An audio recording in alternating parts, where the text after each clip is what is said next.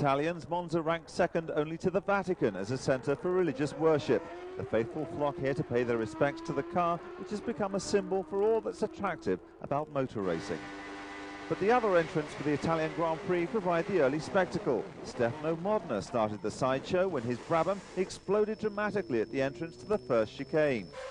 That was also the scene of the most violent mistake of the day, committed by Aguri Suzuki as he started his flying lap. And flying is just how the LaRousse Lamborghini ended up, before touching down lumpily in the gravel. The pit crew were none too impressed. Michele Alboreto asked the next question of the Italian safety facilities as he span his arrows into the dust at the third chicane. Gerhard Berger was out early to wrest pole position from his McLaren teammate Ayrton Senna. He seemed to be on course before he came across Modena at the first chicane. Apparently the Austrian thought the Brabham driver could have done more to clear the track. With angry Berger's challenge over, the path was clear for the Ferraris to launch their attack. Alain Prost had been fourth after the first day, but despite being delayed by traffic, he moved into first place with a blistering lap of 1 minute 22.9 with 5 minutes of the session left, and sent the Tifosi wild with delight. But he'd forgotten his Brazilian mate's perfect timing when it comes to qualifying laps.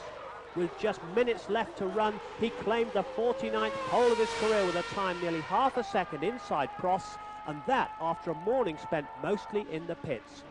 Mansell had been second fastest overnight, but he couldn't improve on Friday's time and slipped back to fourth position on the grid. John Alesi's display rivaled Senna's for brilliance. He managed to claim fifth position in the underpowered Tyrrell. No wonder his name had been linked with Williams.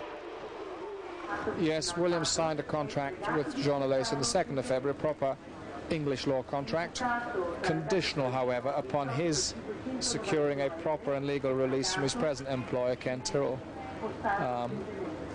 If that release comes into place, Williams have priority on his services, and I'm sure you are well aware that he would rather drive for Ferrari, which is perfectly understandable. But we got there first, and we intend to stay there first at this moment in time.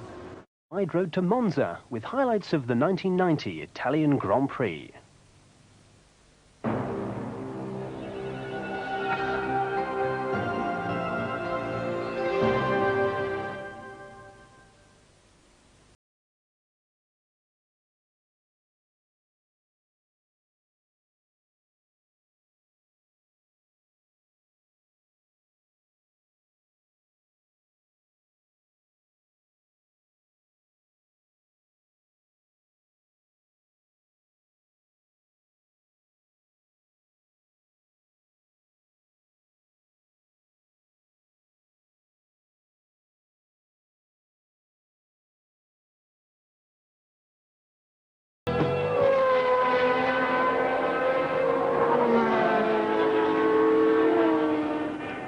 There is no country in the world that reveres Grand Prix racing more than Italy. And the soul of Italian motor racing is at Monza. For Monza is where the fanatical Ferrari-loving Tifosi assemble to worship the prancing horse. And here at Monza, Nigel Mansell has confirmed his intention to retire from Formula One at the end of the season. So, who will the Tifosi shout for in place of their English lion, Nigel Mansell? Who will partner Alain Prost next season? In fact, I can't tell you. That will not be very fair for the drivers expecting to be a teammate next year. I have some preference for sure, but the only thing I said, except the preference, I just try to analyze the advantage and disadvantages of the drivers, and then I don't want to take any part of the choice. Just my advice. I wouldn't like a second driver, you know, because I don't want, especially to be number one, and not number one, number two is not fair. But it can't work in a team like Ferrari. It always don't work in a normal team, but here would be even worse. Sicilian-born Jean Alesi wants to be a Ferrari driver next year, but with contracts to drive for Tyrrell and Williams, he's in a legal tangle that's going to be costly and difficult to unravel. So maybe Ivan Capelli will don the Ferrari scarlet overalls. Ivan's contract with the Leighton House team expires this year. He's Italian, he's very good, and he's a charming personality. As ever, there was lots of spectacular action here in qualifying, especially for Stefano Modena, who understandably lost control of his Brabham when its engine suddenly lost power. And power is the thing that matters more than anything else at Monza. Jonathan Palmer. However important the other components might be, the heart of a Grand Prix car is its engine. Its regulated maximum capacity is 3.5 litres, about twice the size of that of an average family car. Yet it produces 7 times as much power, close to 700 horsepower, even though turbos are banned. As well as providing the power, the engine also forms a vital part of the structure of the car, being all that holds the gearbox with its rear suspension onto the back of the carbon fibre chassis. The number of cylinders varies. Here the Honda has 10, arranged, as with them all, in a V of 2 banks. The Renault in the Williams also has 10, though the shrill-sounding Ferrari has 12, and the other end of the range is the compact Ford V8 that powers the Benetton. As you might expect, the engines are computer-controlled with complex electronic management systems for the fuel injection and ignition, which helps them rev round to a dizzy 13,000 RPM. Despite all this technology, the driver still cannot start his own car, the considerable weight of a starter motor being left to a mechanic to plug in. But the teams pay a high price for all this performance. With engines only lasting one 200-mile race, they can take up to 10 spare units with them to a Grand Prix. In fact, half the budget is spent on engines, but then, as Monza shows, better than anywhere, horsepower is vital. And we hope our commentary team, James Hunt and Murray Walker. Yes, Ayrton Senna yesterday produced one of his stupefyingly fast last-minute laps in the last 60 seconds of the final practice period to take his 49th pole position, notwithstanding the fact that he had had trouble with the car earlier on in the day and had only got one fast lap in it, and he did it, pole position. Nigel Mansell there in 4th position on the grid, and of course desperately wanting a finish. He's only finished in 3 of the 12 races that have been held so far this year, and in warm-up this morning he was 7th fastest. That's comparatively slow for him. He would have hoped to be a lot higher up than that, and with Prost 2nd on the grid. Gerhard Berger not at all happy with his car this morning in the warm-up because he was only 5th fastest, and the astonishing Jean Alesi, about whom there has been so much speculation here at Monza, who's he going to drive for next year? And it seems it could be Tyrrell, it could be Ferrari, it could be Williams, or it might be nobody, the way things are going. But anyway, Jean Alesi is in 5th position on the grid, ahead of the 2 Williams of Thierry Boutsen and Riccardo Patrese. Now, James and I talk about tyres a lot in Grand Prix racing. This course, which has got a lap speed of some 157 miles an hour for the pole position of Ayrton Senna yesterday, is going to be no less important, and there is a great deal of confusion about the tyre choice. So here is the voice of wisdom. Well, I wouldn't necessarily say that, but basically what we've got for the leading runners who are all on Goodyear rubber, they've got a choice of compounds. Well, there's a choice of more than 2, but the teams have been agonizing between the A compound, which is the harder of the 2 compounds, therefore more durable, but less sticky, and with not quite as much grip, but of course it will last longer, wear better, and less inclined to lose performance through overheating. And then the B compound, which is the more aggressive choice. Now, McLaren's, mindful of the World Championship, have taken advantage of this dilemma, because it isn't clear to any of the teams which is really going to be the better tyre over the race distance today. Remember that tracks change all the time, and this is quite a normal situation. Tyre choice is always something of a guess, and McLaren have been able to cover themselves to some extent, or so they hope, for the World Championship, in that Senna is going on the faster B compound, and that, if that proves to be the wrong choice, they have covered that eventuality by putting Gerhard Berger on the harder and more durable A's. What they're hoping to achieve like that, obviously, is for Senna to win the race and therefore progress further towards tying up the World Championship. But if he can't win the race, then obviously it's very important to McLaren's if they can get Berger across the line first. That takes 9 points away from many of the rivals, namely, chiefly Alain Prost. And so McLaren feels that they can do it by that way, or at least be in the race with Berger if B's proved to be too aggressive a choice. Ferrari certainly think it is, because both their cars are being given as the cars now flagged away, the green flag for the warm-up lap, the parade lap. Remember, they are not racing now. They come around to the grid, controlled by Senna, as you see there, the pole position man will slow them down. They say engines running as they form up their grid places, and then we get a start. So Ferrari have gone for the harder A compound on both cars. And in fact, other teams are fairly well split, although A compound has been chosen by Boutsen of the Williams team, and again they have split and put Patrese on the softer B compound. There's also been a bit of drama over construction of tyres, but that's much more a political thing. It suffices to say that Ferrari are running old construction tyres because they came with a new construction tyre, Goodyear, to Hungary, and then Ferrari turned up the next race bringing some tyres with them of the old construction at Spa, and preferred those, which caused a huge political storm because, of course, the teams are contracted to use the same equipment, and the consensus had chosen the newer construction, but Ferrari found they could go better on the old. That was withdrawn there, but they brought both constructions to this race. Now, most teams are running, let me get this absolutely right, the new construction front, but they prefer the old construction rear with it. Ferrari, on the other hand, and in fact, I think the Williams team have found that they prefer the old construction all the way round.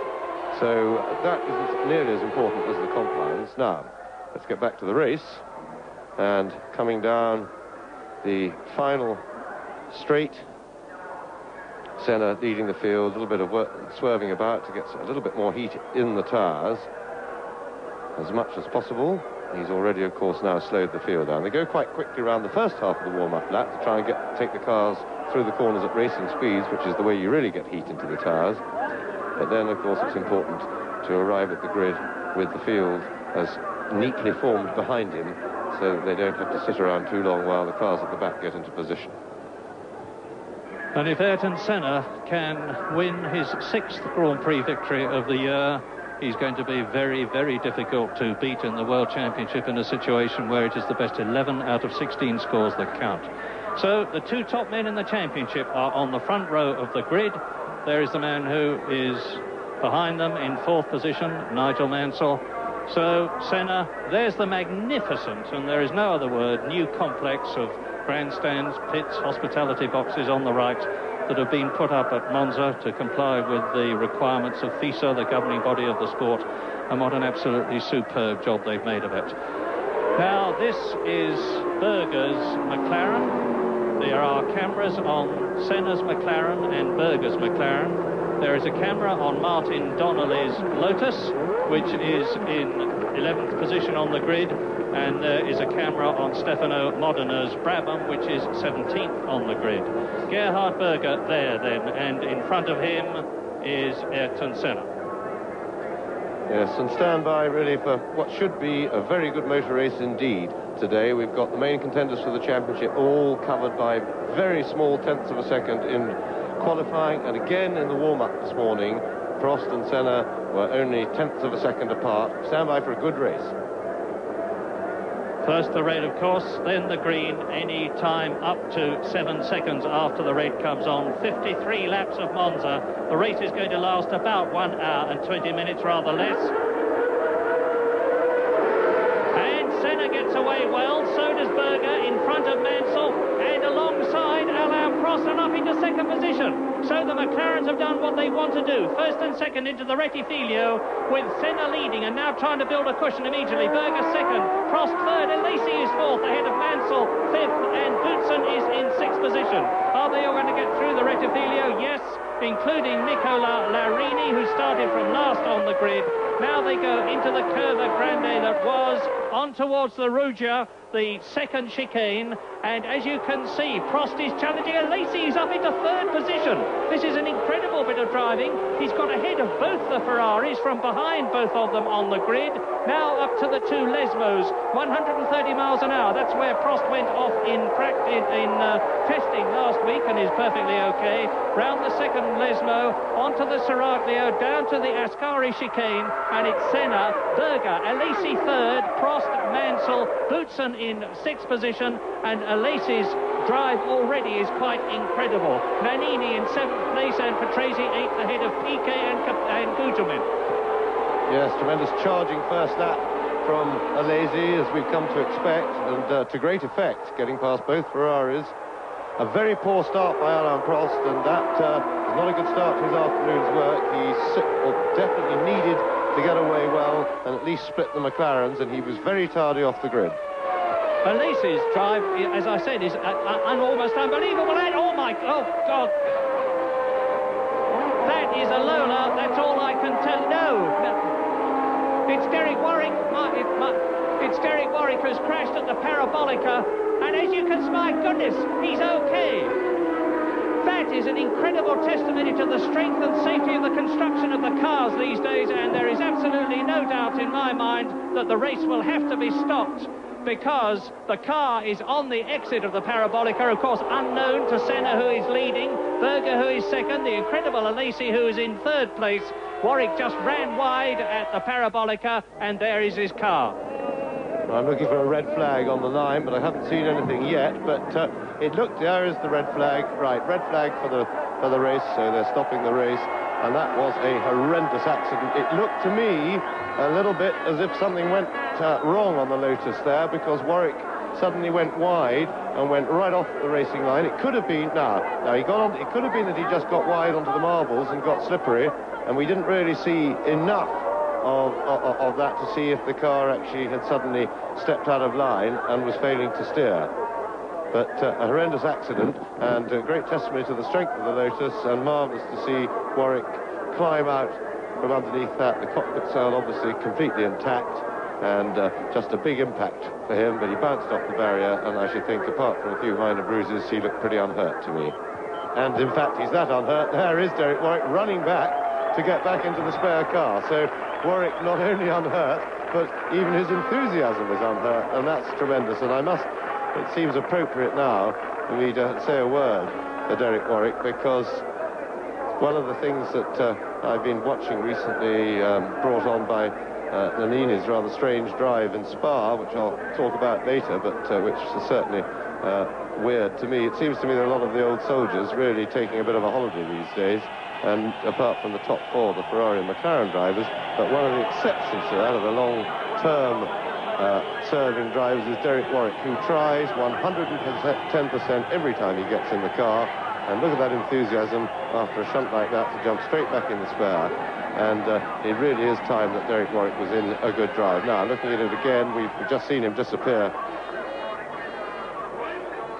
off the road, but we don't really get a long enough look as he goes wide there. Then, of course, the moment the wheels get off the road, there's no chance. Huge G-force there, just powers into the barrier. I hope the marshal wasn't hurt there. There's a marshal thrown over in the background as the car strikes the barrier.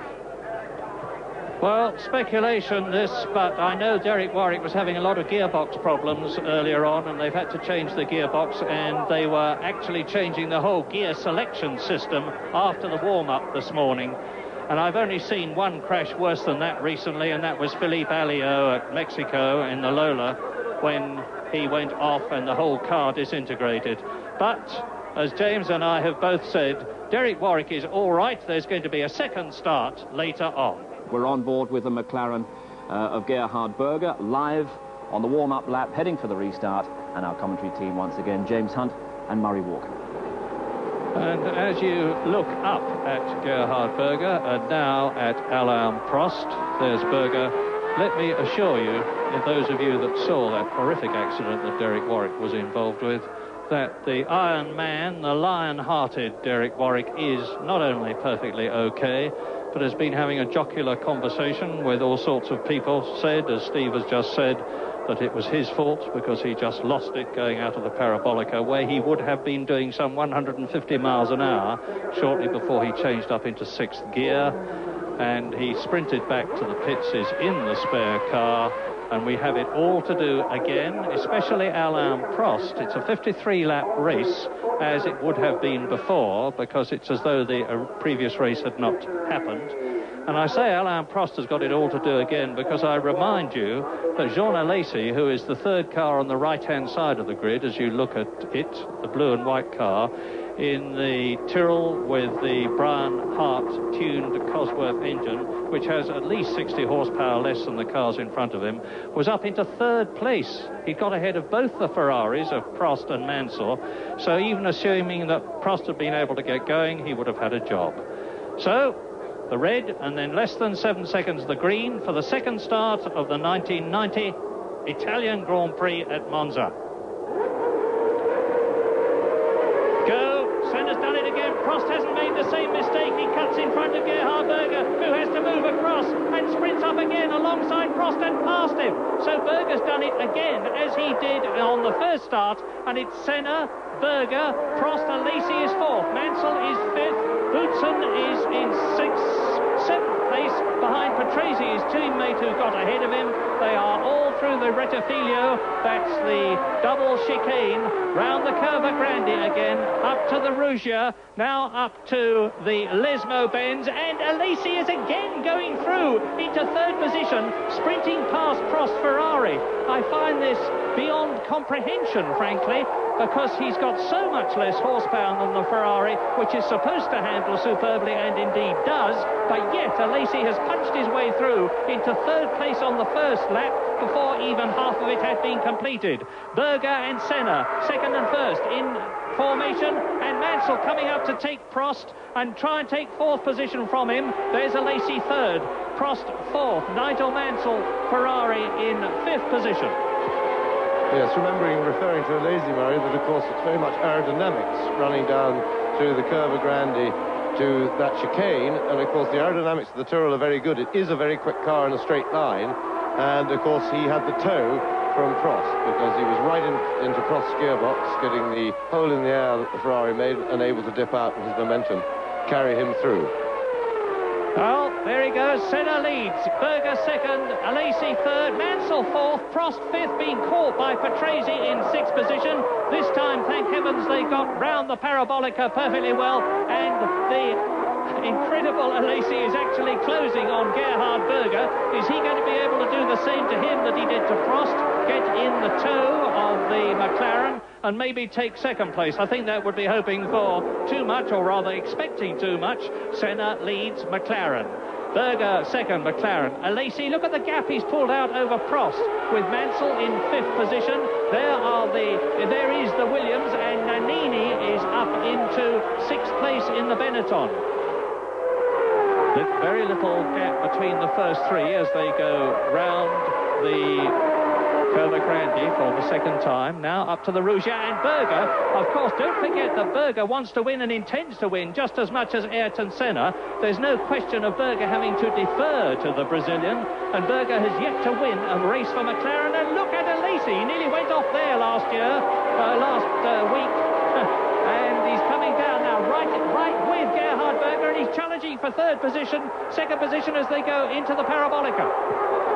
Yes, Prost taking it fairly steadily, it would appear at the moment, in fourth place, certainly dropping back, letting the two McLarens and Alesi get away and have their own little fight at the moment. But the interesting thing to watch will be the relative performance of the two McLarens, remembering that Senna is on the softer and less durable tyre that ought to be quicker, but if the car is really heavy on the full tanks, it may not even work like that. Berger on the harder tyre, and Berger certainly looking like a man who wants to get past Senna and get away.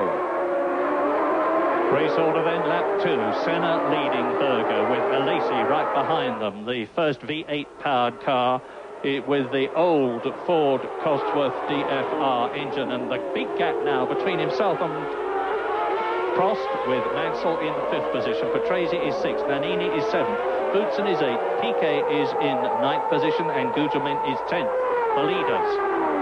And the two Ferraris are either being driven very tactically or are being shown up by not only the McLaren but the Tyrrell Cosworth, because there's an ever-increasing gap now between John Alesi, right up as they go into the Ascari chicane, the third, fourth, and then out to it into fifth gear corner chicane.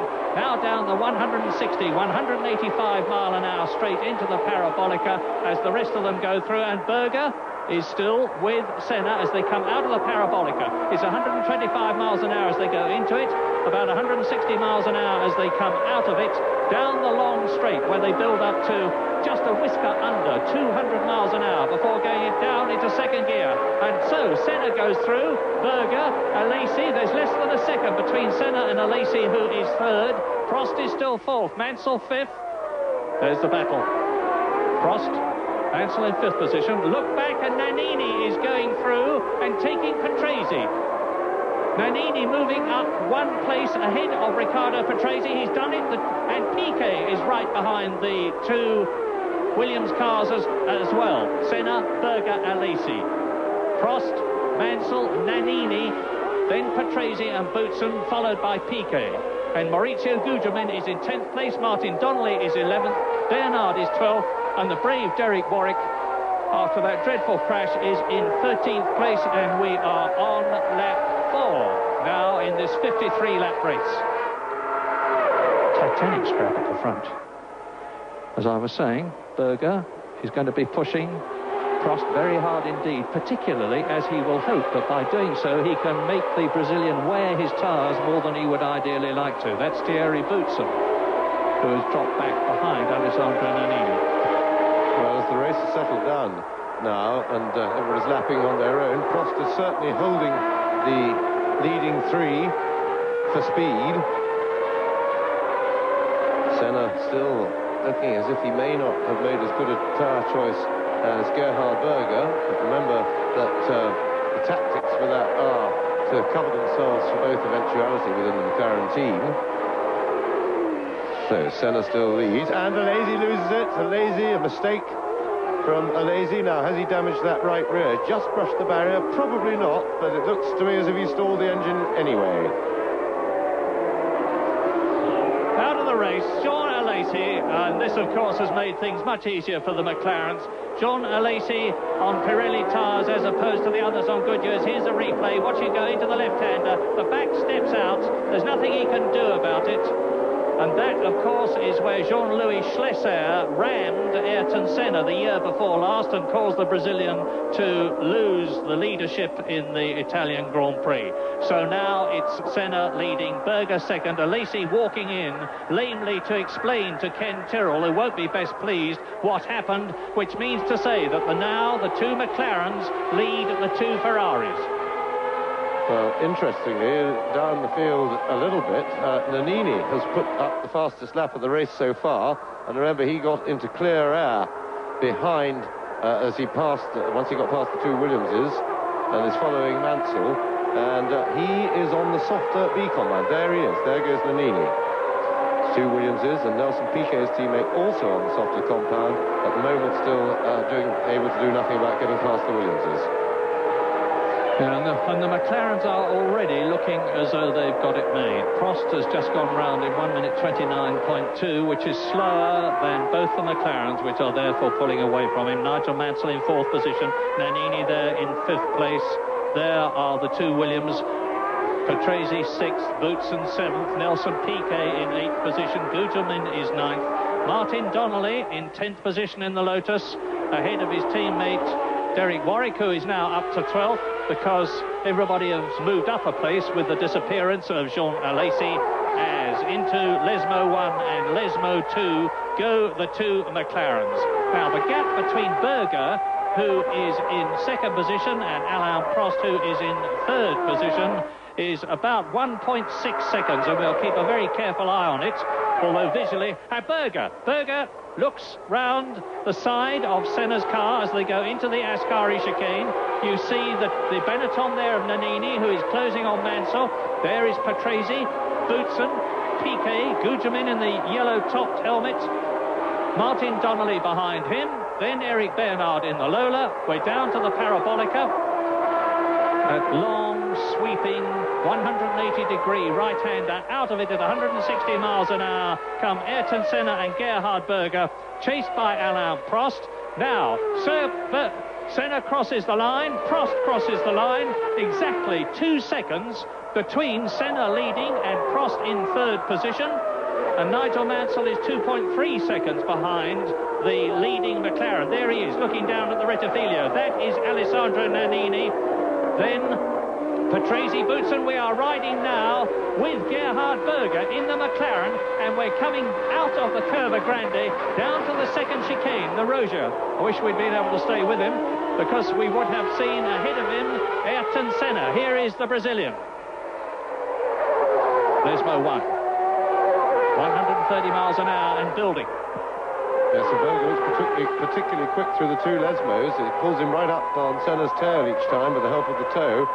And Berger, to me, looks at the moment the quicker, marginally quicker of the 2 McLarens. And Prost seems to have got just a little bit closer this time. So Prost is closing in, and Prost, I think, will be reasonably happy to stay behind the 2 McLarens till getting towards half distance, in the hope that Senna may have to go in and change the tyres, and then that will narrow things down as Jean Alesi walks back after basically throwing it away on his own there. He just went in a little bit quick to that corner. The back of the car got away from him, and he was going too quickly really to catch it.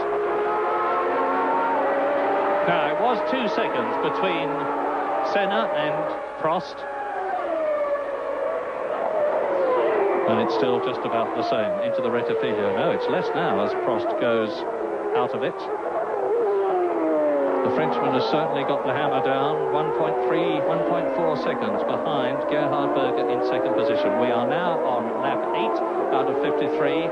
Senna leading Berger by just about half a second. You can see for yourself what it is in terms of distance. Prost third. Mansell in the second Ferrari, still going strong. Thank heavens, in fourth position. Nannini is fifth, ahead of Patrese, sixth, Boutsen seventh. Piquet eighth, Guterman ninth, Donnelly 10th. Bernard in 11th place. Derek Warwick is in 12th position. And at the present moment, the fastest man on the circuit is, unsurprisingly, Ayrton Senna, who's forcing hard at the beginning of the race. Nigel Mansell is just about the same time in terms of lap speeds as the Brazilian. And further down the field, Derek Warwick, who we saw earlier have that horrendous shunt which caused the race to be stopped and restarted, is out in the spare car and is holding down a very steady third place. And that is Pierluigi Martini, looking like he was coming to a halt. And a tough one for Derek. To those of you at home who are wondering how somebody can get into a shunt like that, or more importantly, get out of it, and then run up the track full of enthusiasm and jump in the other car, well, of course, it's a brave thing to do after a big fight like that. But what you have to remember, you are protected by nature in that the start of a Grand Prix is a very hyped-up thing for the body. You get lots of adrenaline pumping anyway. And there's a replay of something happening in the distance, and that is Martini's blow-up there. And so that was the demise of Martini.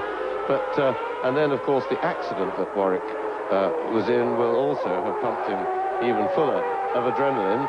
Very keen to get out of the car. He was fortunate in that, although he was underneath an upturned car, there was a little gap for him to slither out of. And really, of course, the adrenaline then protects you from feeling any bruises, really, that you get initially, and also keeps your enthusiasm going. And I think that really the worst he would have suffered from that accident is a bit of a stiff neck and some minor bruising, and he won't be feeling that yet. But poor Derek, he may be feeling it towards the end of the race. Oh dear. Martini, and you can see what's happened to the right rear wheel of his Minardi as he limps back to the pits, obviously to retire, and the leaders come out of the Parabolica to complete lap 9 out of 53, looking visually as though Prost is closer to Senna. I'll tell you the answer to that as they cross the line, which Senna does now, and Prost does now, and Prost is 1.6 seconds behind the leader, Ayrton Senna, and is definitely closing. He's just gone round in 1 minute 28.9, and that is sufficient to close him up. You can see for yourselves he's getting closer and closer to Gerhard Berger. So it's McLaren leading out of the Curva Grande down to the Rugia, the second chicane. The fastest race ever in Grand Prix history was at Monza here in 1972 when Peter Gethin won in a BRM at an average of some 152 miles an hour, if my memory serves me correctly. And the pole position speed here today was 157, but the difference is that when Peter Gethin won, there were no chicanes. Now there are 3 of them. The Rugia, the Ascari and the Rettifilo, and Alain Prost is definitely reeling in the 2 McLarens.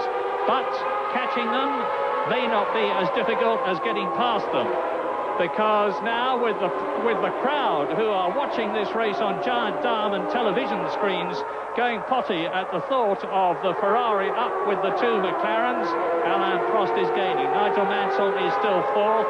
Nannini is still 5th. There is Patrese 6th, weaving in front of Boutsen 7th, and Nelson Piquet in 8th position. Gugelmin is in 9th place. Over the line goes Senna, Berger, Prost. It's as quick as that. Into the Rettifilo. This is it. The 2 McLarens. Senna, I remind you, on softer tyres than Gerhard Berger, and Alain Prost is similarly on harder tyres than the Brazilian. So if the Ferrari in 3rd place and the McLaren in 2nd place can push Senna hard enough to make him wear his tyres harder than he would like, we could see a change later on in the race. Meantime, we're at about 1/5 distance. Yes, well, the 3 leaders now are very much locked in combat.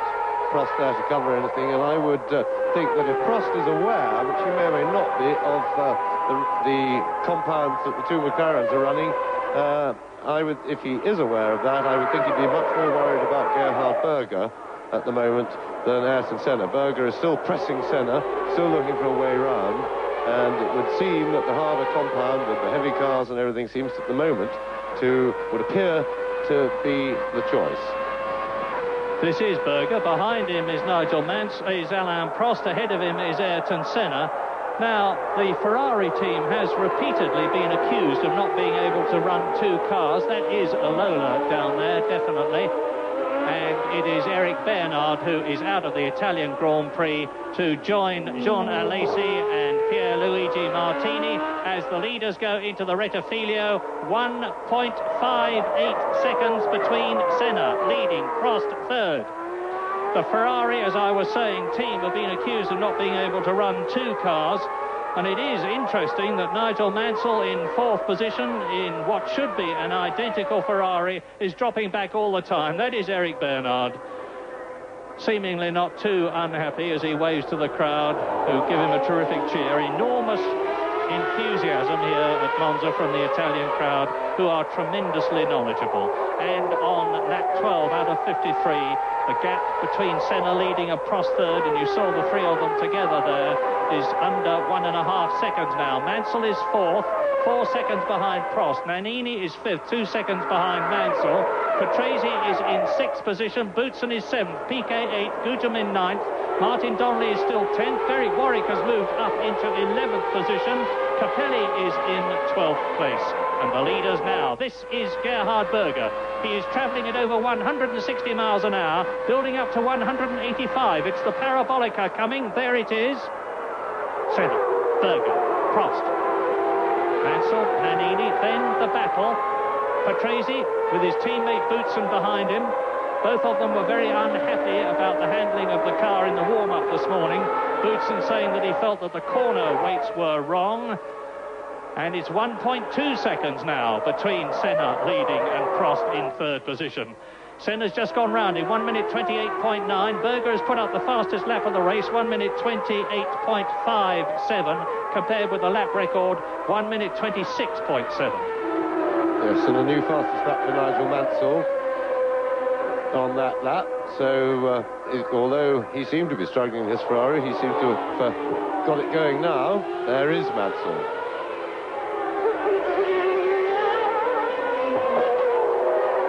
Will have to keep going at that pace to try and haul in the leading group, and that would certainly be a help to Alain Prost. This Nigel's stated aim as he serves out what would appear certainly to be the end of his career at Ferrari the remainder of this season, and his stated aim is that he will do what he can to help Alain Prost win the World Championship, and certainly he's working hard to get in a position to make a contribution to that. And at the moment he's catching the leading three slightly.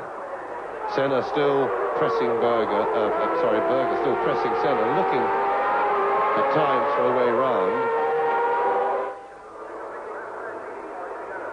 But with the very close proximity of Alain Prost, I'm quite sure that Senna at the moment will want Berger to stay where he is and protect his rear from the attentions of Alain Prost. Yes, indeed he will, but of course Berger, unlike Mansell, is not deferring to the man in front of him. Gerhard Berger wants to get ahead of Ayrton Senna and win his first race for McLaren, and not just to block and prevent Alain Prost from getting past him. Not that Prost is close enough to even think about doing that at the moment. He's got to be much closer to the rear wing and the gearbox of the McLaren Honda in front of him as they go round that sweeping right-hander underneath the bridge out of the two Lesmo bends. This historic circuit at Monza is the oldest in Grand Prix racing that's been used consistently. It was first used in the 1920s. All the greats have driven here, the Auto Unions and Mercedes before the war, and I don't know what that is. I can only tell you it's a cloud of smoke, and it's certainly a Lotus, and it's Martin Donnelly out of the Italian Grand Prix. So that is Alesi, Martini, Bernard and Donnelly out by lap 14 as the leaders come down to the Parabolica. No change. Senna, Berger, Prost. This is Mansell, fourth. That is Nannini, fifth. Here is Patrese, sixth. Boutsen, seventh. Piquet in eighth position. That is the closest battle on the circuit. Coming towards us just there was Mauricio Gugelmin in ninth position, and that means to say that Derek Warwick has moved up into 10th as the leaders go through to complete their 14th lap, and Prost is inching up. Every lap he seems to be just a little bit closer, and here is Martin Donnelly, and that is a major engine blow-up. Yes, that's a really spectacular cloud of smoke, and it must have been very difficult for the drivers right behind him to see where on earth they were going. But everybody seemed to get through all right. There is Martin Donnelly, just removing his helmet and his balaclava.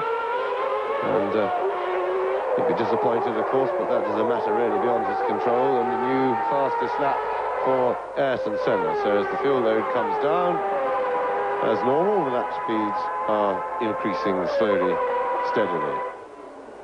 Martin Donnelly looks quite at ease with life. He's done the best he can for the day, that's for sure. So Prost still tracking the two McLarens. And it would appear at the moment here was a view from Gerhard Berger's car. Senna now, as they go onto the brakes, he'll close up towards Senna. There we are, getting closer. And Nannini got past this group we're looking at now and went very quickly for a lap and a half, and then his progress seemed to stop.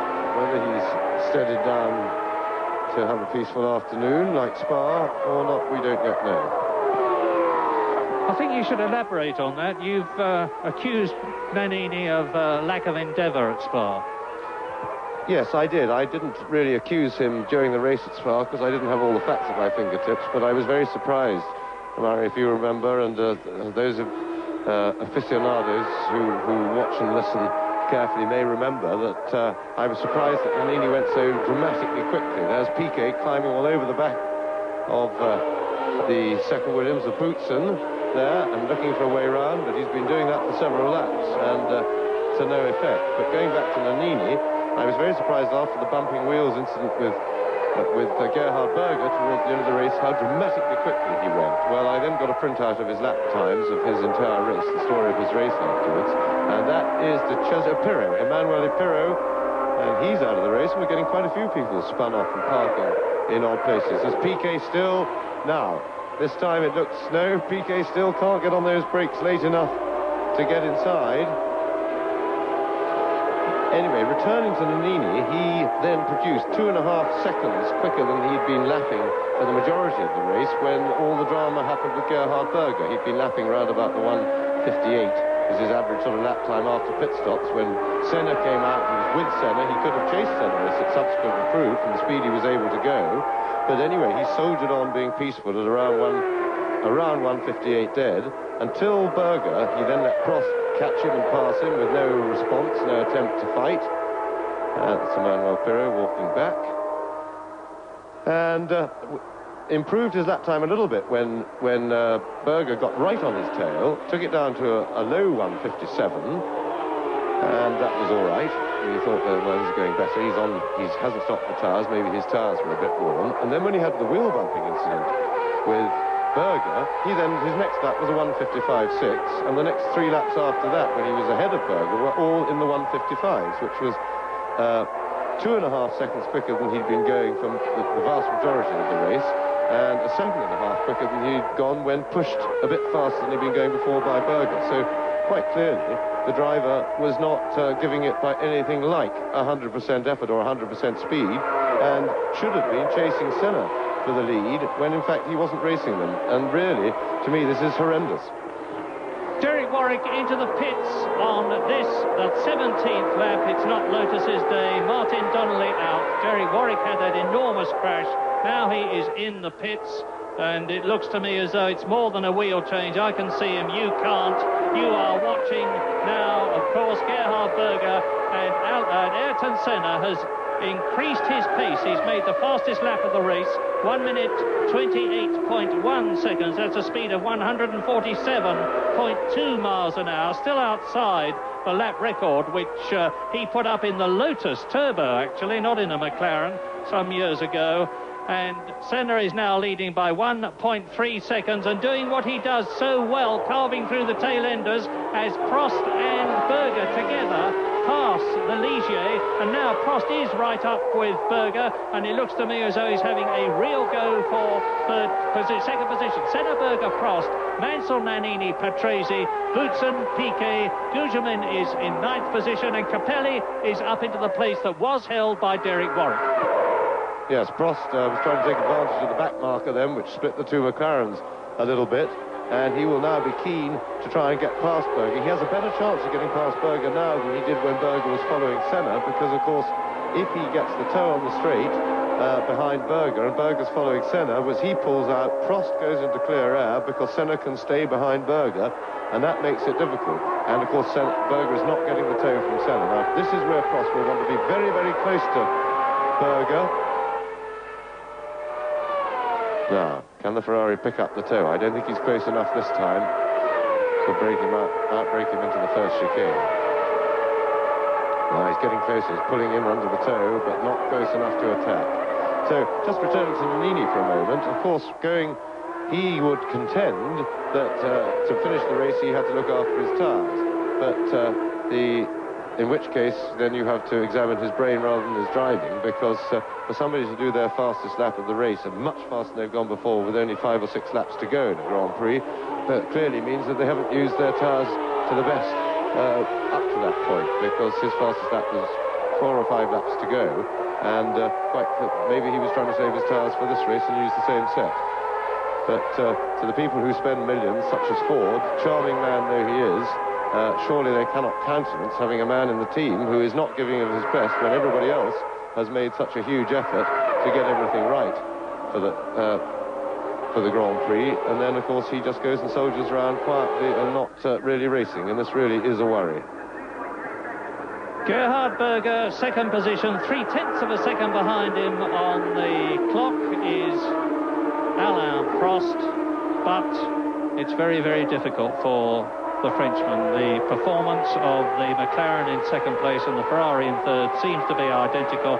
Meantime, Ayrton Senna, with fastest lap after fastest lap, is calmly building his lead. Out of the race goes Thierry Boutsen, and incidentally, Derek Warwick has retired, and so now the race is devoid of Alesi, Martini, Bernard, Donnelly, Pirot, Warwick and Boutsen, and there's the confirmation of Ayrton Senna, 1 minute 28.069. That's still 1.3 seconds outside his own lap record. 147.3 seconds. There is the gap. That was Senna. Here is Berger. There is Prost.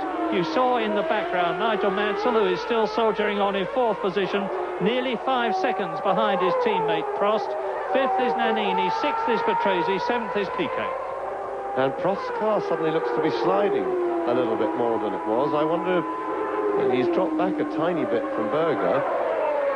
I have a sneaking suspicion he may have a puncture or some problem. He certainly, through the first chicane, he slid a lot. We'll just keep an eye on Prost for a couple of laps.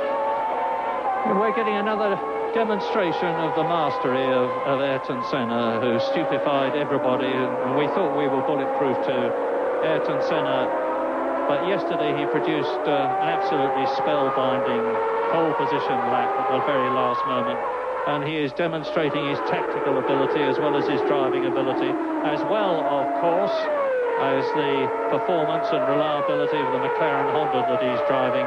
He's now completed 19 laps. We're on 20 laps. We're on lap 21. And Ayrton Senna is ahead of this battle for 2nd and 3rd between Berger and Prost by nearly 2.5 seconds. He's actually lapped that last lap a bit slower than Gerhard Berger. There's the gap between Berger and Prost. Mansell is still 4th, so it's still the 2 McLarens and the 2 Ferraris, the top 4 cars of Grand Prix racing of 1990, with Nannini 3 seconds behind Mansell now, powered by the Ford V8 engine. And there is Prost through, so he's done it at last. Yes, and looked, I think Berger must be in trouble because Prost seemed to go through without any sort of a fight, unless Berger missed a gear, because he's certainly holding up with Prost now, so maybe out of the chicane, as they went into Lesmo, it's easy to miss a gear there and have a bit of a fumble, because you're trying to line the car up to the Lesmo and you're accelerating very hard, and my suspicion would be that Gerhard Berger missed a gear there, because Prost appeared just to romp past him without difficulty. Senna, you can see, is now up behind Modena. He's lapping quite a lot of people. He's behind Stefano Modena as he comes through to complete his 21st lap. And if Prost can benefit from the traffic, that was an attempt to give us a replay, I think. Something seems to have happened to the tape.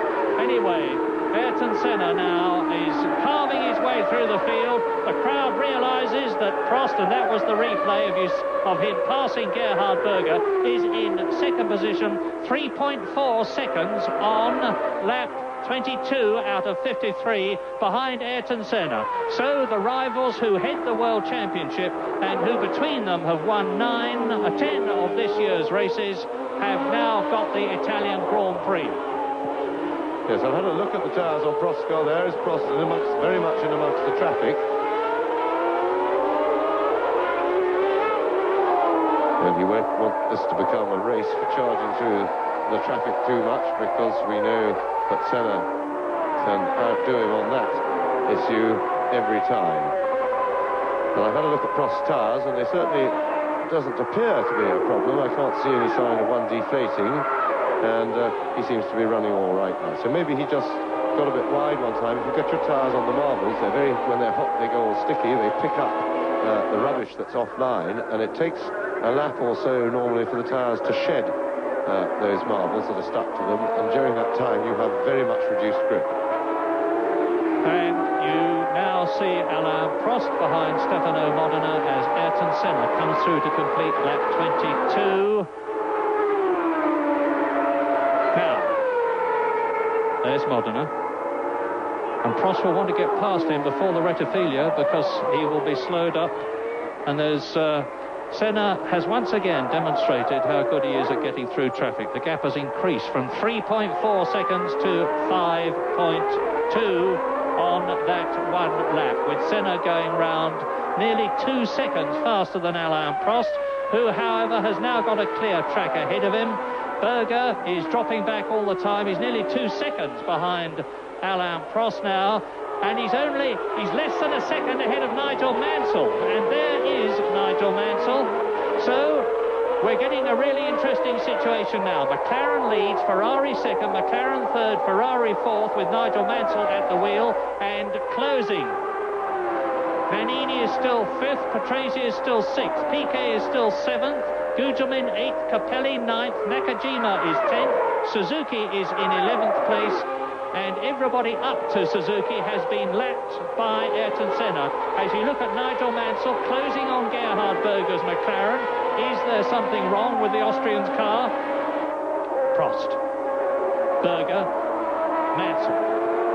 The only thing I can speculate there, Murray, is that he might be having a little bit of gear selection trouble. The McLaren transverse box has been its bugbear in the past, and it certainly appeared to be a missed gear that allowed Prost to get the jump on him into the Lesmos. Senna and Prost are lapping to within 1/10 of a second at exactly the same time as each other. That's Nigel Mansell you're looking at. 1 minute 28.8 Senna. There is Mansell, who is in fourth position chasing Gerhard Berger.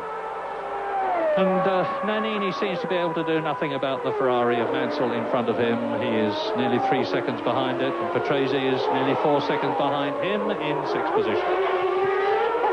Now, the interesting dilemma is going to be for the McLaren pit, as I'm quite sure there will be lots of calculators going mad there at the moment, and lots of brain power being applied as to whether they should get Senna in for a tyre change, because if they're going to get him in, they need to get him in pretty soon. We are very much in the tyre change moment to get the best out of both sets of tyres, but of course at the moment he doesn't really have a commanding enough lead. But what they don't know, they're totally imponderable, is how much Senna's softer tyres will drop off in performance in the second half of the race. I often wonder what use to viewers those numbers along the bottom of the screen are, because you need to know the car's numbers. But if you see them again, that's what they are. The number 27 on the left was indicating that the lead car is that of Ayrton Senna, number 27, with number 1 world champion Alain Prost behind him, 28 Gerhard Berger third, number 2 Mansell in fourth position, 19 Nannini fifth place, and number 6 Riccardo Patrese in sixth position. With his teammate Thierry Boutsen out of the race, there is the lone Ferrari. Things are getting very spread out now. At the moment, Senna is still inching away from Alain Prost when they have clear laps, and there is Gugelmin in the Leighton House just in front of our commentary position, just right beyond the pits, has pulled in, and that looked very much like a blown engine or something mechanical blown up. There was a bit of smoke, and everything switched off, and there he is. So, end of the day's work for Maurizio Gugelmin. That is Mansell lapping De Cesaris. Not always an easy thing to do here at most circuits, but here at Monza, for the more powerful senior cars, there is plenty of straight where they can nip past on pure straight line speed and power.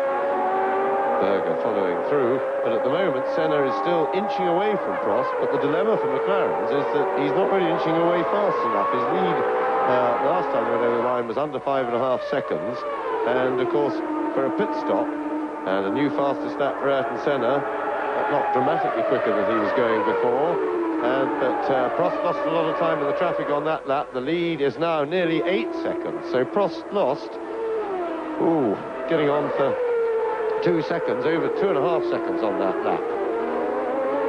And that is what McLarens want to see, because they will really need something like 25 seconds on the road, is what a pit stop will cost them. They don't, of course, have to have a 25-second lead when they make that stop, but they've got to be sure that they've got the lion's share of it. Otherwise, Senna, of course, on fresher rubber, they know he'll be able to catch, but will he be able to catch Prost fast enough? I would suspect at the moment that they will err on the safe decision, because pit stops have their own element of risk, and if you've got a wheel stuck on and things like that, they don't always work smoothly, and I would think that their safe course would be to keep Senna out there. Yes, I was going to say, always assuming that he stops, and we don't know that he's going to. Meantime, there is Mansell, who has got ahead of De Cesaris in the Dallara, and his teammate Pirro has retired. With several teams, we've only got one of the cars left. We've got both McLaren still running, of course, first and third. Both Ferraris still running, second and fourth. Both Benetton still running, Nannini fifth and Piquet in seventh position. Riccardo Patrese is in sixth place. Senna has now completed his 26th lap, and he's 7.6 seconds ahead of Prost. So Prost, who's lapping in exactly the same time to within a tenth of a second, seems to have stabilised things. Berger has now got Mansell 2.5 seconds behind him. Nannini is still 5th, Patrese is still 6th, and Piquet is still 7th. And the leader has lapped everybody up to Nelson Piquet's 7th place. Yes, well, as you can see from that picture there, Prost now has the attentions of Gerhard Berger to worry about, and that is something that he really doesn't need at the moment, because in the traffic he lost ground, and that brought him backwards towards Berger. There's more traffic ahead of them, and Berger seems to have got over the problem. If he had some selection trouble, it's very often that you can, once alerted to the difficulty, you can take particular care over whatever gear change is causing trouble, and he certainly seems to be going perfectly full racing speed at the moment. Down to the Parabolica, Ayrton Senna is stamping his mark on the Italian Grand Prix. This is Gerhard Berger pulling out to pass, I think it was Alex Cathy's Arrows, which is still running well, albeit it's been lapped by Senna, who's just completed his 27th lap with 26 to go. Therefore, Prost and Berger go through, and Senna has just got very close to the lap record now, or much closer. 1 minute 27.811. He's continuing to increase his speed. That's 147.75 miles an hour for the full lap, to increase his lead over Alain Prost to nearly 8.5 seconds. Prost leading Berger by 1.3. It's very static. There's no change in the first 7 places. Yes, and in the light of the way speed that Senna's managing to produce at the moment, I'm sure McLaren will keep him out there, and they'll be looking to go the distance, because there isn't really a wear problem with these, even the softer compound. It's much more a question of drop-off of performance, and the tyre certainly seems to be holding up well. So I think from a tactical point of view, Prost can safely assume that that Senna is not going to stop, and therefore he's going to have to chase him down all the way. There's Mansell just going through more back markers, and of course they'll be with back markers for the rest of the race. Yes, I maligned Alex Cathy. It was Michele Alboreto that they were lapping. Here's Prost 2nd, Berger 3rd, Mansell 4th in the background. He's dropped back compared with the gap that existed between him and the Austrian Gerhard Berger earlier on in the race, and Senna is now looking more and more as though he is the man who is going to score his 26th Grand Prix victory here today. Well, Prost certainly fighting back. New fastest lap of the race for Alain Prost. There it goes on the caption. And so Alain Prost is by no means finished yet. He's fighting back. Gap still, though, with all the traffic problems. Senna's renowned bravery and speed through the traffic, still over 8 seconds, though. We'll see 8 men out of the race. Alesi, Martini, Bernard, Donnelly, Pirot, Derek Warwick. So that's both the Lotus cars out. Boutsen and Gugelmin. And Lotus have had another blow with the news that they are not going to be able to have Lamborghini engines next year any more than Lola are, because the Italian concern have said that next year it will be Ligier and the new Glass team that will have their V12 engines. That is Alain Prost on a charge. As James has just said, his previous lap was the fastest of the race, but even then it was only 0.2 of a second faster than Senna's, and Prost was 8.2 seconds behind the Brazilian. So he's got a massive gap to carve into before he even catches the McLaren Honda, always assuming that he does. And that was Nigel Mansell. Here is Senna. Watch the leader. 8.5 seconds ahead of Prost. The circuit is clear between the two cars, and Senna's actually again increased his lead because his lap was 0.3 of a second faster. Berger, Mansell, Nannini and Patrese down to 6th place. Yes, Prost of course had a car to lap in the course of that previous lap, hence the reduction of speed. Now both leaders are clear. Prost has a clear track from him to Senna, and for a few laps we may have no back markers or no back markers for Alain Prost, and we'll get a chance to see just if Alain Prost can do anything about chipping into Senna's lead. This is now the critical stage of the race, and it's the chance for Prost to try and carve a bit into that lead with a clear track in front of him. It is lap 30, and we've got the two rivals. Ayrton Senna leading Prost in the World Championship by 13 points. Senna's from 9 races, Prost's from 8 races. And it is the best 11 scores out of 16 in the World Championship series of races, from Phoenix at the beginning of the year down to Australia at the end, which count. Well, the good news for the race, for us spectators, is that apart from a rather sick Ligier, there's nothing much in front of Ayrton Senna. There is the Ligier, just got a glimpse of it there, but it shouldn't be a problem to deal with that, because it sounded to be running a bit rough, unless it was just a broken exhaust, which makes a horrible noise but doesn't hurt the power very much. And Alain Prost back in the 27s, and again took that 0.3 of a second back that he lost on the previous lap to Ayrton Senna. There, Prost goes through Berger. It's also, of course, an important time with a clear run for Prost to try and put a bit more daylight between himself and Gerhard Berger.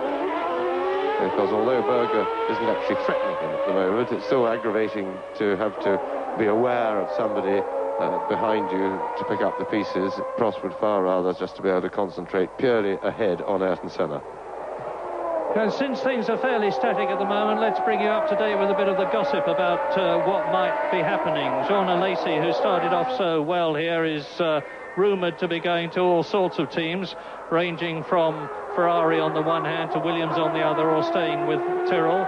Nigel Mansell is rumoured to be talking to Williams, and in which case his decision not to retire, his decision to retire at the end of 1990 would be reversed. And there is the Englishman. He's had 8 retirements so far this year. He's only had 3 finishes, and he will be hoping that if this is his last race for Ferrari at Monza, and it's certainly that he finishes here. And Prost is faster again. Very substantially faster. New fastest lap of the race, 27.3, and that he hauled in 0.6, over half a second. He cut into Ayrton Senna's lead on that last lap. If he can sustain that pace, and Senna's tyres aren't letting him go any faster than he is at the moment, then Prost is still very much in this race. Right, now if you've got a pencil and paper handy, here is the gap. 7.6 seconds at the end of lap 31, and Nigel Mansell there in 4th position. That's 7.6 seconds between Senna leading and Prost second, with Ayrton Senna, number 27, in the McLaren on Goodyear B tyres compared with Prost on Goodyear A's, which are harder. So Senna's tyres will undoubtedly have worn more. That's Nannini in the pits in the Benetton. That's Piquet, because Nannini's just gone out, so both Benettons have been in the pits. And as you said that, actually, I saw Nannini going out there. It's reasonable to be confused, Murray. Berger, 2.5 seconds behind Prost. And Senna is still commanding things, now he's just gone through lap 32. Now Prost has crossed the line, 7.5 seconds. Prost faster again by 0.2 of a second, but he needs to be pushing Senna harder to make him wear his tyres more in order to be able to close the gap. We're halfway through the Italian Grand Prix now. Yes, and Prost's increase in speed has taken Berger with him, and the last couple of laps Berger has been lapping quicker than Ayrton Senna. And that could also be a significant pointer, because remember that Berger is on the same compounded tyre as Alain Prost. Lap 33, race order. Ayrton Senna leading Prost by 7.5 seconds. Berger third, 2.8 seconds behind Prost.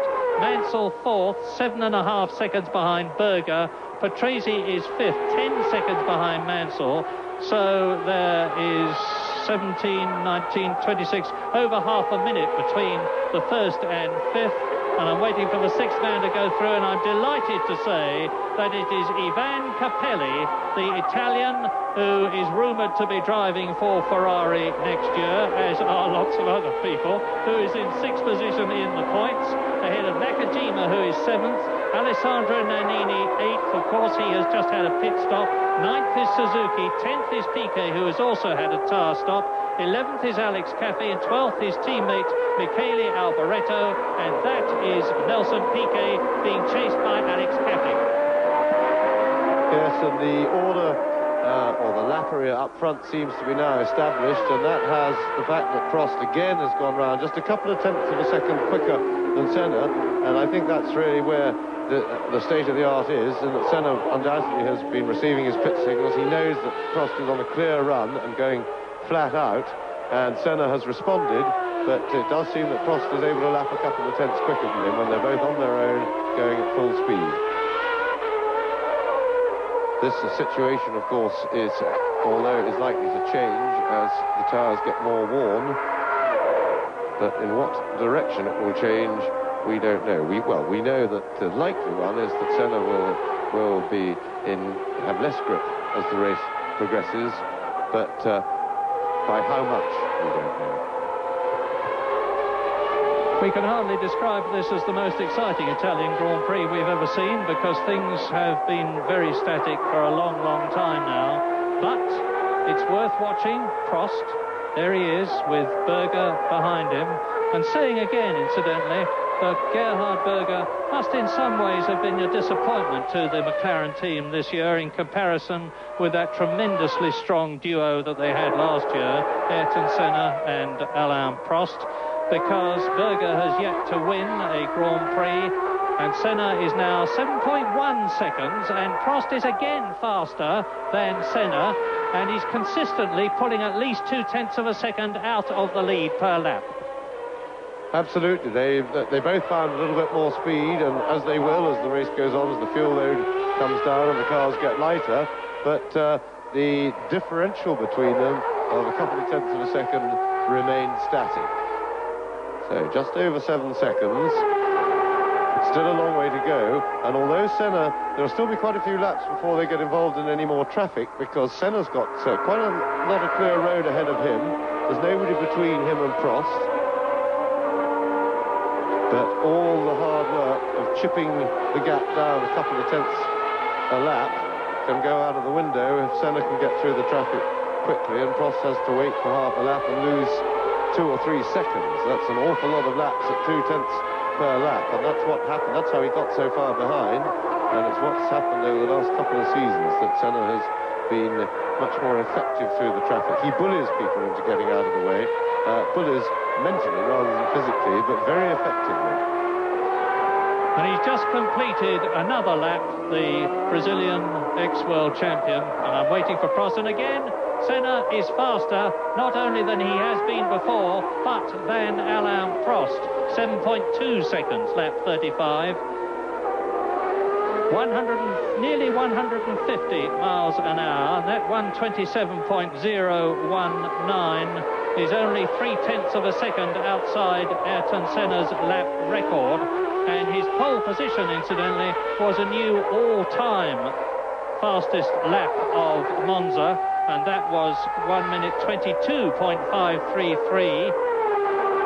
But it doesn't, of course, count for the lap record, since it wasn't put up during a race, it was put up in qualifying. There he is. Now look for Prost as he comes round the left hand. Now he's going under the bridge into the Ascari chicane, third gear. Now the right-hander. Look for Prost as he comes under the bridge, and it should be just about 7 seconds. Berger behind him in third position, and Nigel Mansell is 11.6 seconds behind Berger. 127.9 Nigel Mansell, 127.0 Ayrton Senna. So for whatever reason, Mansell is well off the pace of the race leader Ayrton Senna, who's now round the parabolica into the long finish straight, building up to 190 miles an hour before he comes down to second gear for that right left at the chicane that was put in to slow things down. There he is, going through it now as we look down from the helicopter, and the gap is 7.7 seconds. Yes, and Senna has really found some more speed. New fastest lap of the race, 126.7. So we're into the 126s, and Prost has been unable to respond. He's still lapping in the low 27s. So Senna has responded and is now actually opening out the lead. 7.8 seconds at the moment. And that's a lap record. Ayrton Senna has just broken the lap record. 1 minute 26.764 compared with his Lotus Turbo lap record from the past of 126.796, and that is as near as makes no difference, 150 miles an hour. To be exact, it's 149.534, and that is Gerhard Berger in the McLaren Honda. You see ahead of him Alain Prost in second place. Berger, who's had 2 second places this year. There's Prost.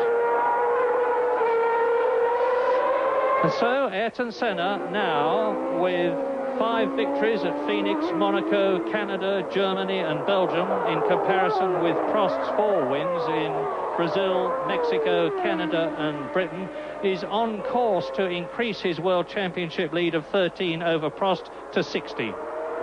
Yes, and they're trading lap records now, no longer just fastest laps, because Alain Prost, as the caption, has broken Senna's new lap record, so that stood for just over a minute, and I'm quite sure Prost's new lap record won't stand for that much longer either. Remember that these cars get steadily quicker as the race goes on, and that I can't see behind all such. It's one of the Leighton House cars by the look of it, being parked. It is indeed, and we saw Gougelman go earlier, so that would appear to be Capelli, who was running in 6th place. So big disappointment for the Leighton House team, who were up into the points.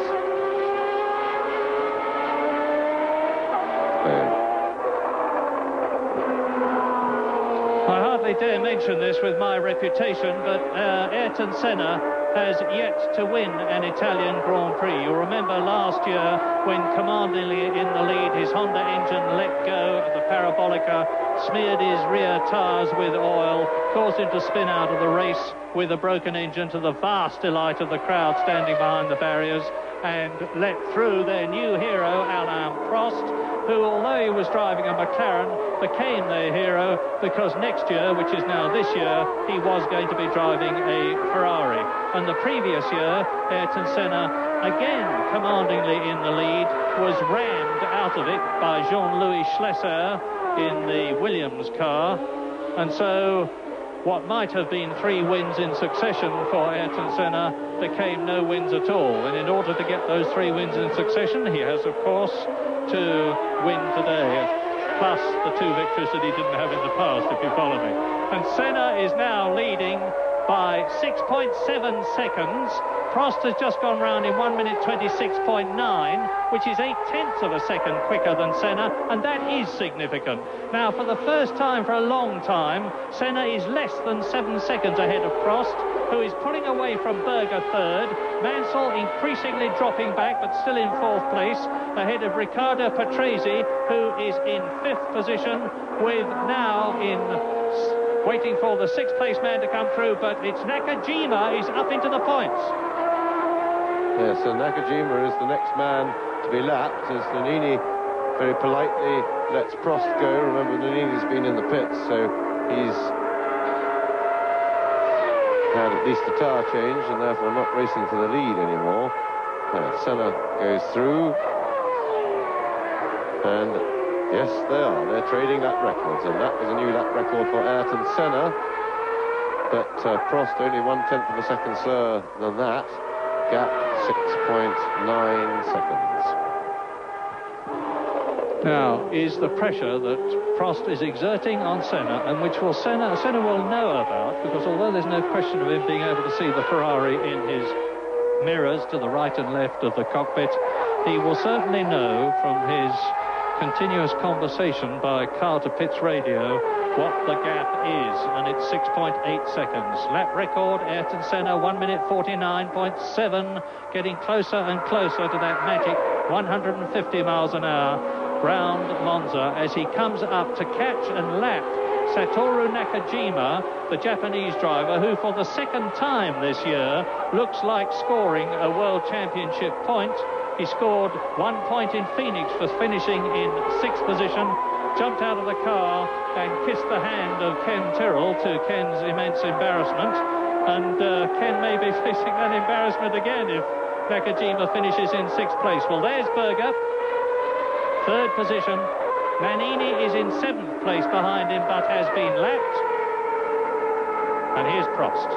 Senna, of course, has gone through. The gap was 6.8 seconds, lap 40, and it's still 6.8 seconds. They are 2/600ths of a second different on lap time to the advantage of Alain Prost. And I remind you again that he now is the new lap record holder, but for how much longer I don't know. 1 minute 26.622, which is half a second faster than the lap record which applied before today. Yes, and the fast and furious pace of the two championship leaders up the front has drawn Prost nearly 5 seconds clear of Berger now, which will certainly be a relief to Prost, because he didn't need that joker into the pack.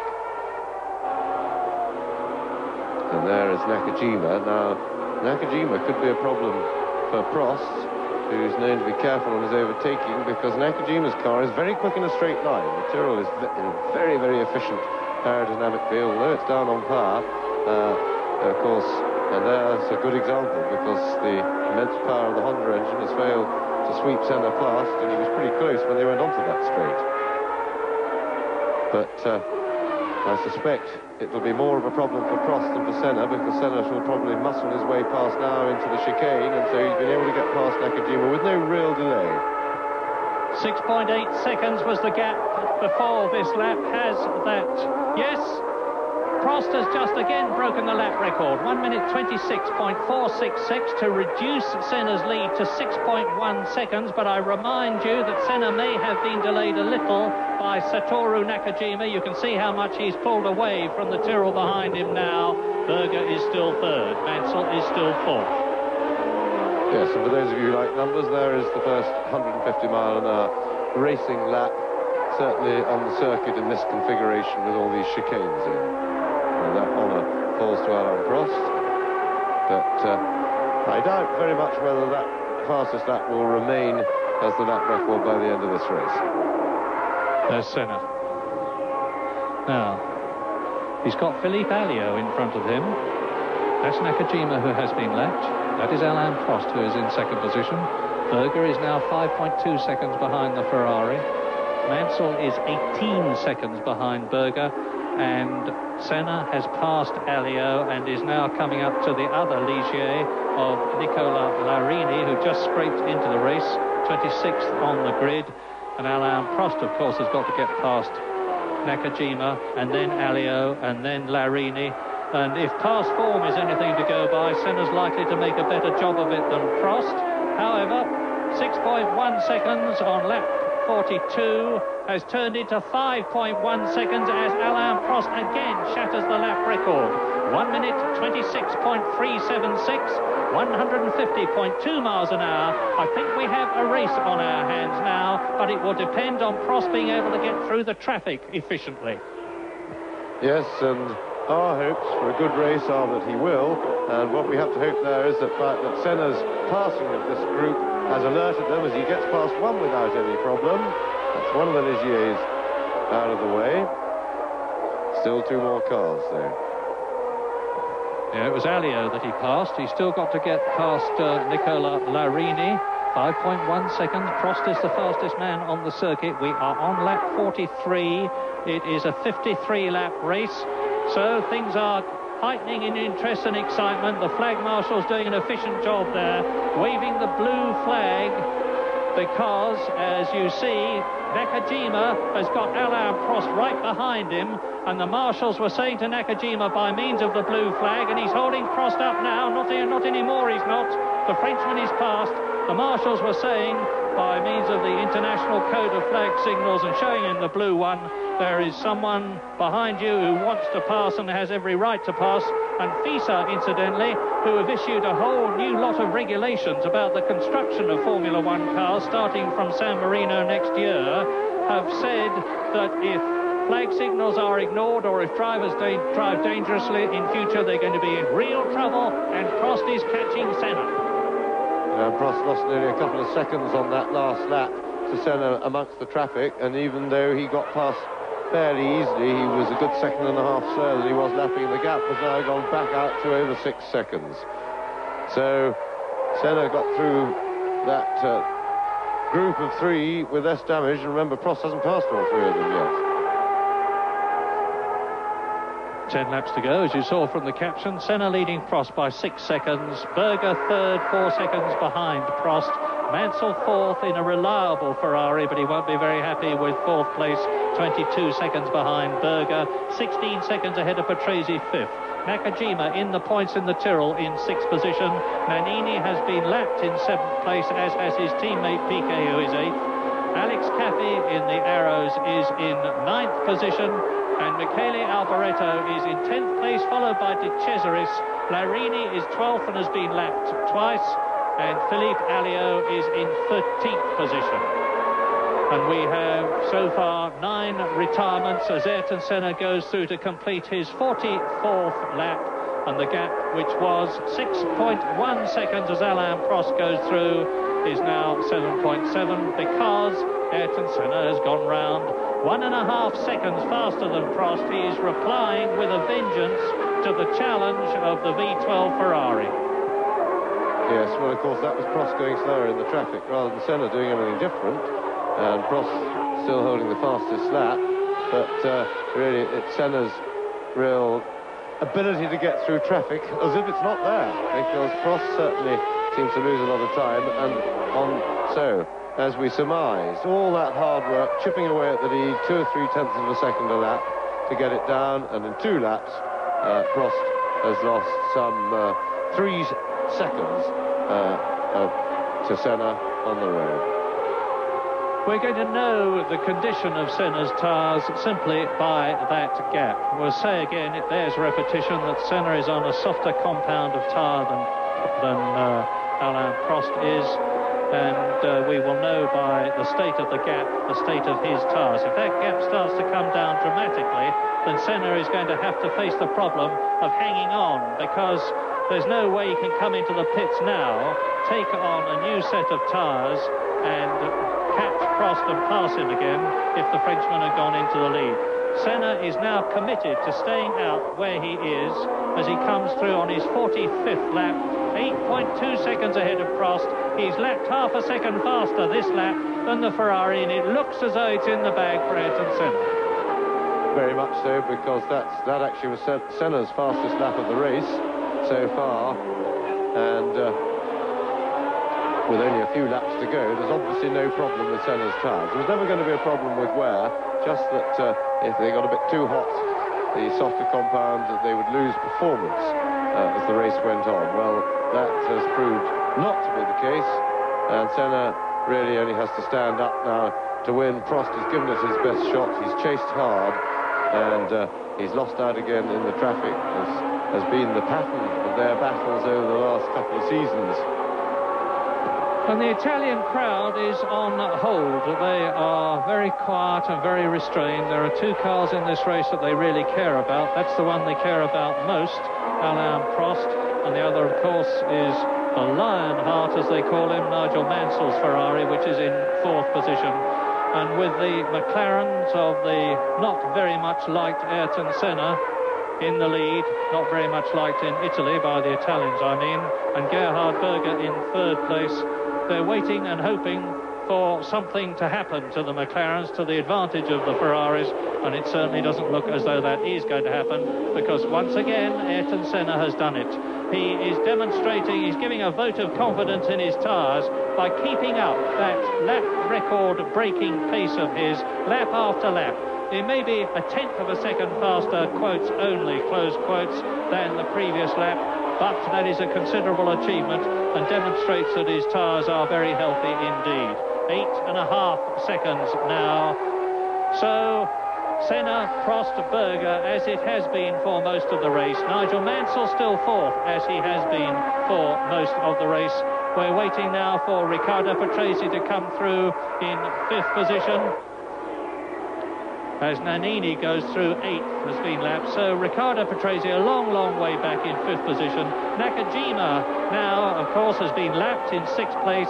Piquet 7th, his teammate Alessandro Nannini. Very disappointing race for the Benetton team, with their cars potentially finishing in 7th and 8th places. They had hoped for something better than this in a well-balanced car with the strong new Ford V8 engine, but it was clearly not to be. And here is the McLaren coming up behind Michele Alboreto and Andrea De Cesaris. Senna forces through in front of the chicane. That's Michele Alboreto in front of him, who wasn't very popular in Belgium for holding Alain Prost up and potentially denying him the chance to get ahead. Yes, well, and quite rightly so, because it really was a disgraceful piece of driving by a man of Alboreto's experience, who at least has the experience he has in his time been up at the front of Grand Prix, and he has had to lap back markers, and he ought to know what it's like and be acutely aware of faster cars coming up behind him. Anyway, the fuss that was made about his extremely poor performance in Belgium seems to have got through to him, because he stepped very smartly off the line to let Senna through then. Andrea De Cesaris behind Michele Alboreto in the Arrows, who is fighting to retain his seat with the team. The Arrows team are going to be powered by Porsche V12 engines next year, and a lot of people are jockeying for position in the Arrows team, including Thierry Boutsen, who's waiting to hear his future as Alain Prost laps Yannick Dalmas. We don't very often see an AGS in a Grand Prix, because very often they don't qualify, but Dalmas did, his teammate Tarquini didn't. And on lap 48, it's Senna 9 seconds ahead of Prost now, Berger and Mansell, followed by Patrese and Nakajima. Yes, we haven't made much mention of Nigel Mansell in this race, and the reason being is that poor Nigel's having a pretty miserable time out there. It's quite clear that his car is not nearly as quick as Alain Prost. He's dropped steadily back through the race. He's having a lonely race in 4th place. He's in a comfortable lead over 5th, but he's certainly struggling. And in fact, Piquet, who's been in the pits and has been lapped, has been catching Mansell and looks about to repass him on lapping himself. 4 laps to go after this one to the end of the 53-lap Italian Grand Prix, with Senna on his way to another, what we can only describe as crushingly competent win, to make it 6 in the year, to raise his World Championship point score to 72, which really puts effectively the World Championship out of the reach of Alain Prost, even when you take the discounted scores into account. There is Senna. Now look down the field and you see the battle between Michele Alboreto and Andrea De Cesaris, who've still got to be lapped by Alain Prost in order to try still to get to grips with Ayrton Senna. 8.751 seconds ahead of Prost, and there's no change in the first 6 places. Nakajima 6th, Piquet 7th, Nannini 8th have all been lapped. Down to the Rettifilo, and it looks as though they are not actually going to hold Alain Prost up, they being Alboreto and De Cesaris, because Alain Prost in the Ferrari comes up to Andrea De Cesaris as they go into the Curva Grande, which of course has lost all its sting now with the double chicane before it, and he will try to get past them before they get to the second chicane at the Rouge, and it doesn't look to me as though he's going to do it. No, he doesn't.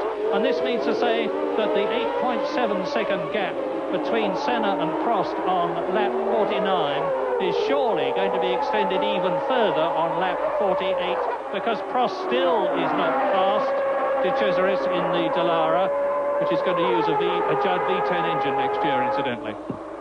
Yes, well, I think Prost is taking, you can see these two battling away, and he's taking it very easy, and his problem now is Berger catching. I think he's long since given up any hope of being able to pressure Senna, but he's going to have to step on it a bit right now, and these two are being no help, battling away, having their own private battle, but that should carry Prost, well, it's carried him past Alboreto, but he's still stuck behind the Cesaris, but at least he's got Alboreto between himself and Berger.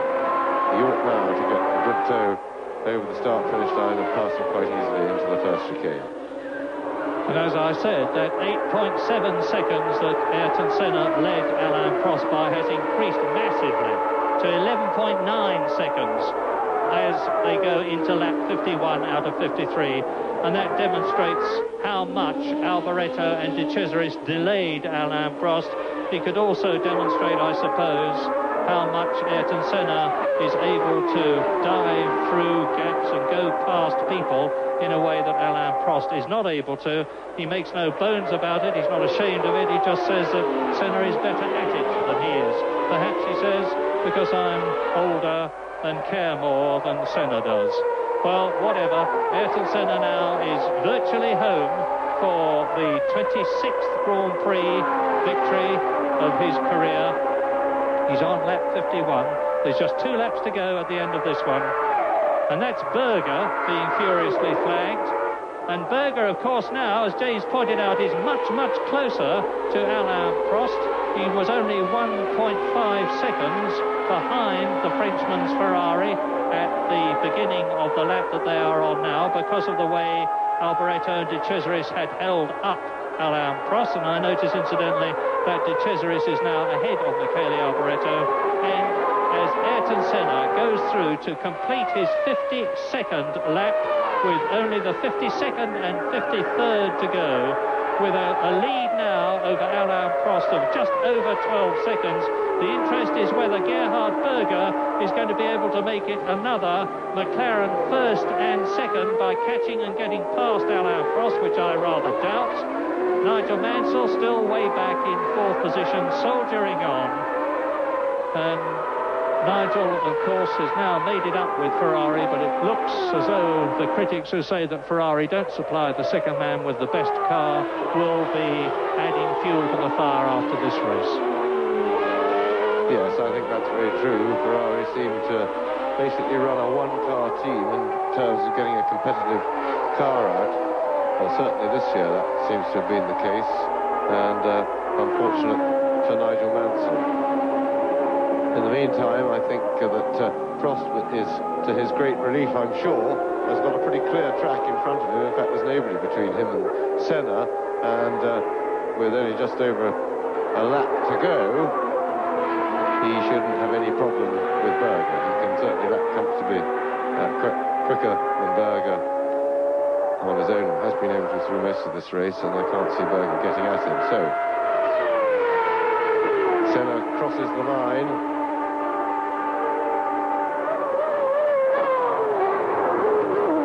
To go into the Ultimo Giro, which is the last lap. It is lap 53, and Senna has again demonstrated that he is the man of Grand Prix racing these days, certainly when he is in a McLaren Honda. Yes, indeed, Senna certainly, before we got to Monza, looks to be firm favourite for the World Championship. As from the middle of the season, things have gone better and better for McLaren since he got his contract negotiations out of the way. Both he and the McLaren team have really knuckled under into getting on with this year's World Championship, and that is an Arrows, and I can't see which one it is, but Alboreto is the one we've seen circulating for most of the race, and that looks like an accident on the curve. He was certainly racing hard. But to return to this man, Ayrton Senna, the dominance here was complete. He got the pole. He had to work hard for everything this weekend. He worked hard for pole, only got it on the very last lap of practice, right at the end of it. He has worked hard for this race. The team have worked extremely hard, and he has now put the World Championship very much in his grasp. He would have to have extreme bad luck to lose it now, because Prost has got an awful lot of points to make up. So Ayrton Senna wins. over the line to win the Italian Grand Prix, and that's his 26th victory. And by doing so, with Alain Prost finishing 6 seconds behind him, because Alain Prost's last lap was 6 seconds faster than that of Ayrton Senna, but have no illusions about the fact that it was because Ayrton Senna slowed down. And you can see from the fist of victory that he's giving out of the McLaren that he is a very happy man indeed, as he should be. Gerhard Berger in the second McLaren Honda, demonstrating the superiority of the Woking team by finishing in third position. Again fails to win a Grand Prix, but brings the second McLaren home on the podium, first and third for McLaren. And Nigel Mansell has yet to come through, and that is Ayrton Senna. For the first time, we are shown a picture of Ayrton Senna. That camera has been on his car, an operative presumably throughout the race, but sadly we haven't seen any shots from it. Nigel Mansell has finished in fourth place, albeit nearly 49 seconds behind Ayrton Senna, and we wait now for Riccardo Patrese to come home in fifth position, with Nakajima in sixth place, having been lapped. Nelson Piquet in seventh position, Alessandro Nannini in eighth place. So again, victory in Italy for Senna, who leads home, Gerhard Berger, his teammate, Alain Prost, who was second, Nigel Mansell, who was third, and who looks a virtual certainty for the 1990 World Championship. Another job well done by Ayrton Senna there at Monza. I had so many problems yesterday. I wasn't able to do any running, any setup, which was vital for today's result. So I had only this morning to try to get the car as good as possible and then make the tire choice, the right one, and get everything right, because at the level of the championship we are running, you gotta have everything right. So it was a lot of unknown, but of course it was a great victory. The car was quite good at the beginning, but as usual, and this time I was behind Gerhard. It was difficult behind him because I made a choice with a with the hard tire, with A, and I don't think it was a good choice. And behind him I was sliding too much, so I think I blistered the tires. And then I had a big vibration, especially at the end. It was not possible to push harder. Every time I was pushing, it was worse. I think the tire choice was wrong. I went to the harder tires. What was okay the first laps, but then as the tank, because the car goes lighter, I just was sliding too much. So that victory for Ayrton Senna increases his World Championship lead over Alain Prost to 16 points. Gerhard Berger is still third, Thierry Boutsen fourth, Nelson Piquet in fifth position, but Riccardo Patrese moves up to sixth position ahead of Nannini and Mansell. McLaren, of course, have increased their lead in the Constructors' Championship over Ferrari to 37 points, with Williams in third place and Benetton in fourth position. Now, in 2 weeks' time, it's the Portuguese Grand Prix, and the circuit there should suit the Ferraris. They need a win to keep their World Championship hopes alive. But